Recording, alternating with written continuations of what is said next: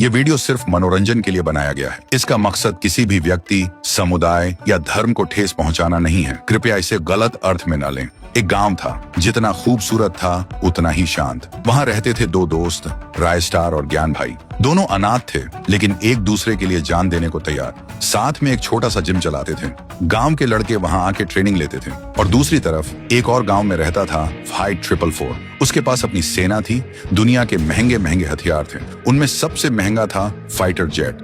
वो इन सब से हर एक गांव को अपने कब्जे में लेता था। और अब फाइट 444 का टारगेट था वही गांव जहां रायस्टार और ज्ञान भाई रहते थे।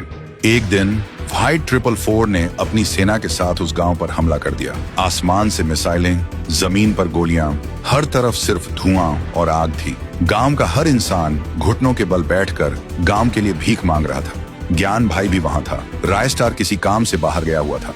फाइट 444 चिल्लाकर बोला, आज से ये गांव और इस गांव का सब कुछ मेरा है। तभी ज्ञान भाई गुस्से से बोला, ये गांव हमारा था, हमारा है और हमारा ही रहेगा। उसी वक्त उसको दो बंदूक मिलती हैं और वो दोनों हाथों से बंदूक चलाने लगता है और फिर फाइट 444 के दो आदमी को मार देता है। फाइट 444 कुछ नहीं बोलता, चुपचाप वहां से चला जाता है। गांव के लोग खुशी से उछलने लगते हैं।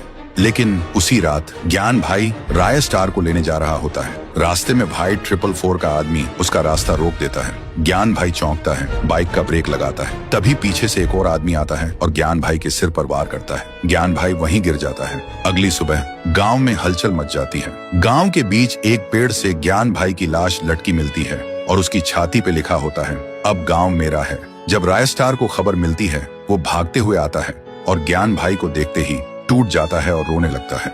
और तब से रायस्टार गांव से गायब हो जाता है। किसी को भी नहीं पता होता है वो कहाँ है। तो दोस्तों, क्या रायस्टार अपने दोस्त ज्ञान भाई की मौत का बदला लेगा? क्या वो वापस आएगा फाइट 444 से टक्कर लेने? अगर आप भी उस दर्द को महसूस कर पाए तो कमेंट में जस्टिस फॉर ज्ञान भाई लिखना मत भूलना। और अगर पार्ट 2 चाहिए तो सब्सक्राइब जरूर करना, क्योंकि कहानी यहीं खत्म नहीं होती। ये तो सिर्फ शुरुआत है।